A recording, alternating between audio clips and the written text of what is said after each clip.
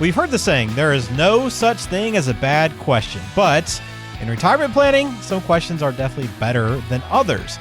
The way you frame your question often determines the quality of your answer, and in some cases, the quality of your retirement. Stay tuned.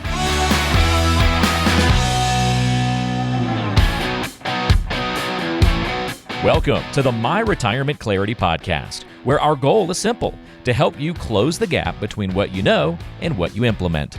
The team at JL Perkins Wealth Management does this by helping good people make great decisions so they can enjoy an amazing retirement. And now, here's your host and financial advisor, Lee Perkins. This is My Retirement Clarity. Ben George with Lee Perkins, talking about the 5 retirement questions smart people ask. We're going to run through those today. Lee's going to explain why you want to ask them in a certain way and the answers you're looking for. But you know, you got a little news around the office first, right? Yeah, we are excited to announce that we have hired our third advisor, so myself and 2 others. Awesome. Brian Roper, he's from Macon. I've known him for 20 years. His son and my son grew up together. They were actually roommates in college. Just a really great family. And his wife actually works with my wife teaching at the same school. She's actually Pam's parapro. So, yeah, we're excited about Brian coming on board. He brings, I think he's been in the healthcare sales industry for over 20 years. He's very well connected here in the middle Georgia area and even beyond up into Atlanta. And he's got a heart for people. And so we're excited about what he's going to bring to the table. So he's in the office now, learning our processes and our systems, and people are going to get a chance to meet him at our upcoming Cake Day client event that we will do, the first week in December. So yeah, that's the big news around here. It is pretty exciting. Yeah, that is exciting, and congratulations to you and to Brian as well. I'm glad you're able to expand that team. So if you see a new face in the office, that's who it is. So reach out and say hello when you get the chance. All right, let's jump into these questions, Lee. So 5 questions here we want to throw out. I'm going to ask the question that most people might ask, but you help us kind of rephrase this question to get the answer that we really need. So question number 1, how much money do I need to have saved in order to retire? I'm sure you hear that question all the time, Lee, but what's a better way to ask it? Yeah, I would say without a doubt, that is the number 1 question that I hear from people. Not necessarily people that have come into my office and are sitting there, as we're initially talking about their situation, but just when I'm out in public and somebody knows, because everybody knows what I do, just a natural thing is, hey, how much money do I have to have in order to retire? And the answer is simple. The answer depends. It depends on how much money you spend. And so I think a better question, rather than how much do I have to have saved in order to retire, is how much income will you need? And then how will that grow over time? And how do I invest it? I mean, that's ultimately what is a better question to ask. Now, there's a lot in that. When you talk about how much money you need, when I ask somebody that question, honestly, they don't really know, because most people have not put the pen to paper and figured it out. That is really step 1 of what we do for our clients when we sit down and kind of talk through things, is we want to figure out, all right, well, number 1, what's the purpose of the money? And then what gap do we need to fill from an income standpoint when they retire? Because if we take all the money that's coming in, compare that to all the money that's going out in retirement, so different sources of income, usually there's a gap. And then that's what we have to fill with whatever savings that somebody has. And so, if you've got $3 million and you have no income gap when you retire, chances are you don't really need the $3 million. I mean, you want it to enhance your lifestyle and give you options in retirement and those kind of things. But the reality is, if you had no money, your expenses would be paid for.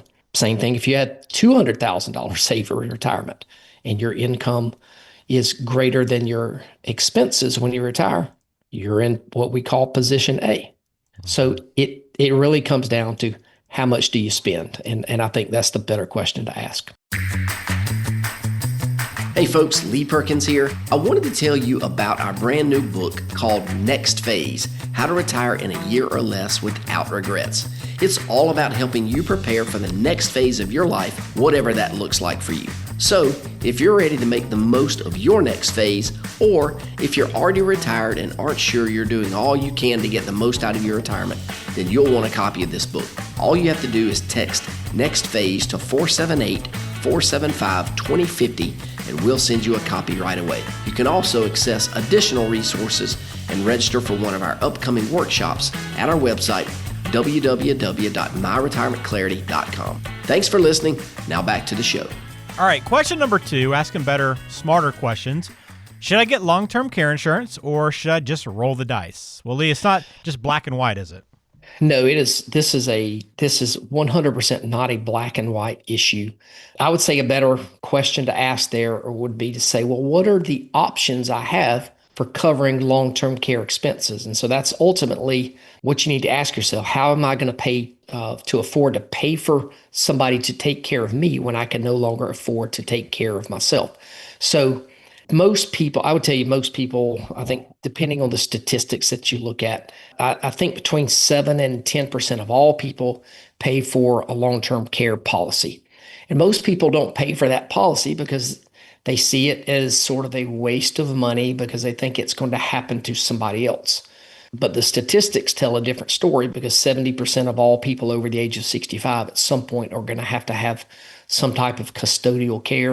And I'll tell you, Ben, we see more and more of our clients who are interested in taking care of this for themselves because they see what their parents or maybe a relative or a friend's mom is going through, and they hear the stories about having to go into a facility where it costs $5,000, $7,000, even $9,000 a month, depending on the level of care that they need. So I would tell you to explore the options. Again, you can these are kind of the options I tell people. You can self-fund. So if you think you have enough money, you can try and do that. But again, you got to count what that cost is and see how long your money will last if you live too long. So you can self-insure, or you can buy a traditional long-term care policy. And the problem with those is your premiums are not guaranteed. They will go up over time.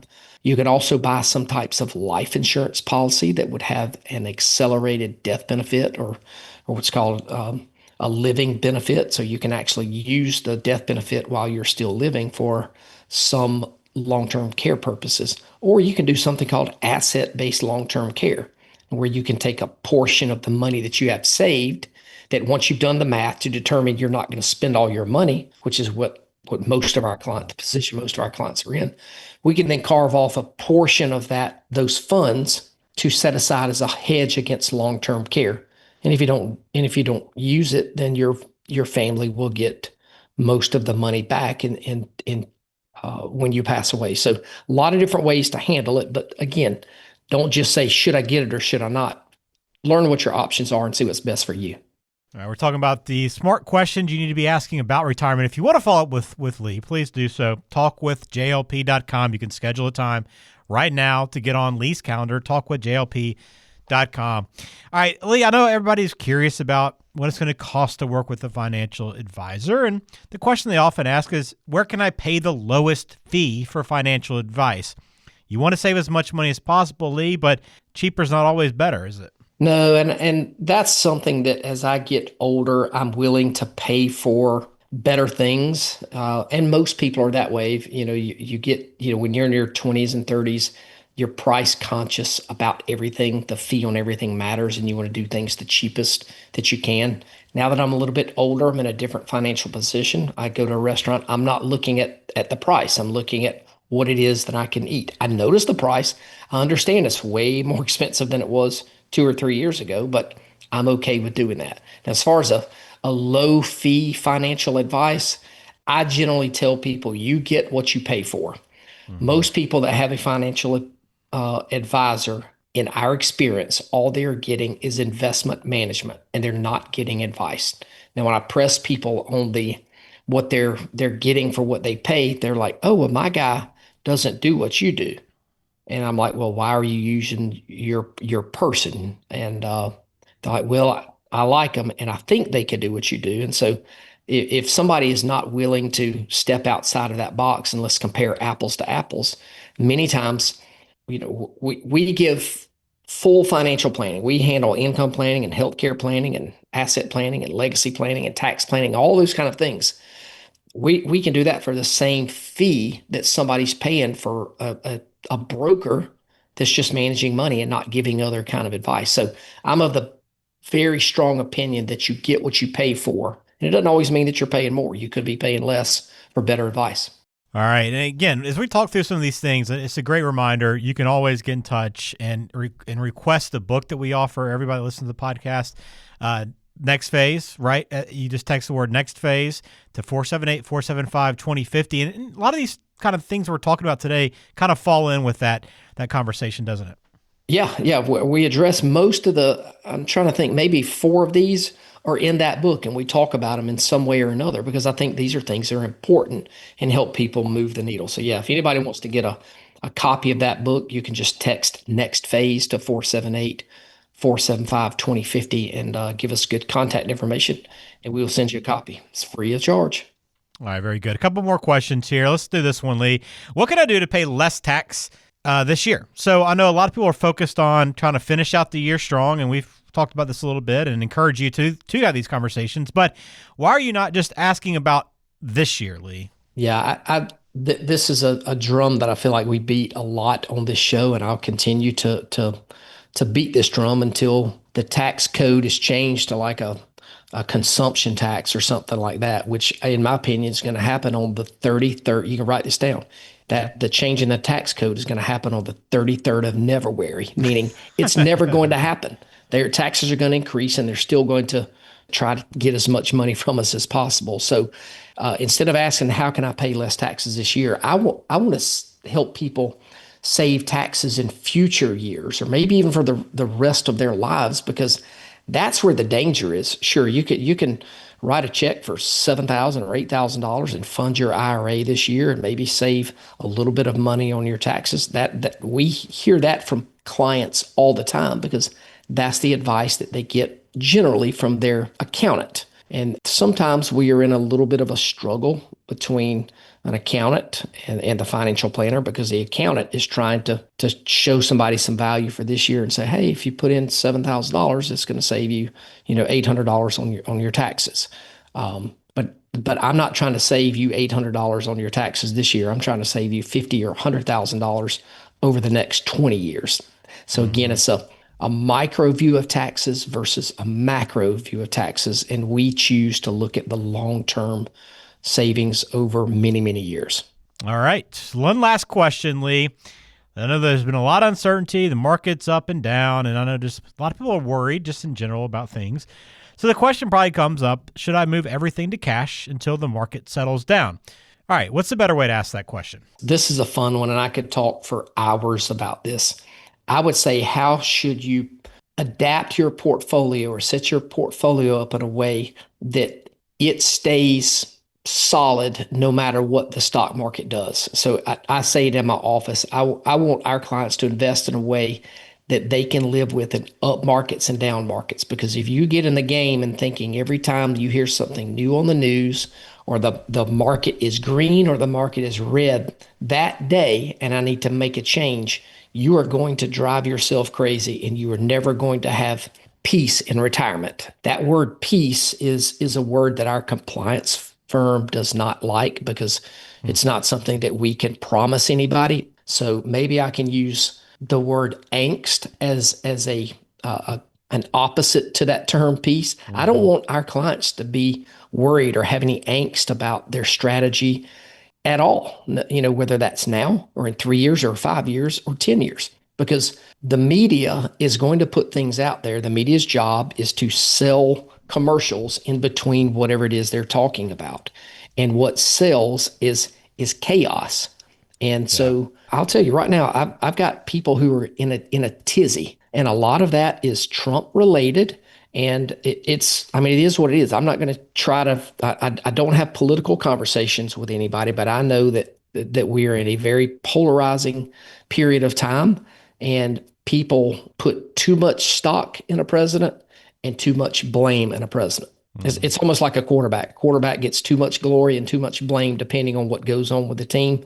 People see the presidency as the same way. And at the end of the day, the stock market doesn't care about who the president is. If you can go back over the history of our nation and look, and there's very little difference in the return of the stock market based on who's in office. So if you just want to try to time the market and sit money in the cash and have it in cash on the sidelines, and then try to stick it in when you feel good about it, and then when you don't feel good about it, take it out.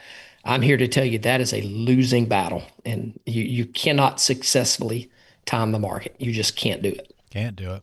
All right. So hopefully this kind of gives you a way to rethink the way you normally might look at some of these retirement questions and issues and topics. And if you have any further questions or want to dive into something specifically for you and your family, get in touch by going to talkwithjlp.com. You can schedule a time on Lee's calendar for that meeting to begin kind of discussing whatever's on your mind. Let Lee get a better sense of your situation and maybe how to proceed from there. But again, it all begins at talkwithjlp.com. And again, text the word next phase, one word, next phase, to 478-475-2050 to get your hands on that book free of charge for listening to the podcast. All right, Lee, great stuff as always. Appreciate catching up with you, and we'll do it again next week. Take care, man.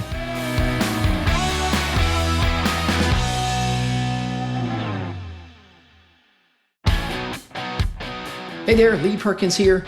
If you're like a lot of folks, you've been listening to this podcast for a long time now, but I've got an important question for you. Have you implemented any of the ideas that we've discussed on the show? If you haven't, what are you waiting on? You know you're not getting any younger, so here's my challenge. Don't just consume the content.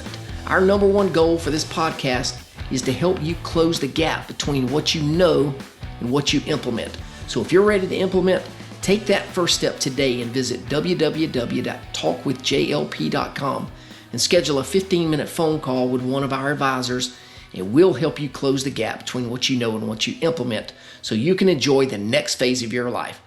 Now is your time. Don't procrastinate any longer. Investment advisory services are offered by J.L. Perkins Wealth Management, a registered investment advisor and insurance agency. Information is for illustrative purposes only and does not constitute tax, legal, or investment advice. Always consult with a qualified tax, legal, or investment professional before taking any action.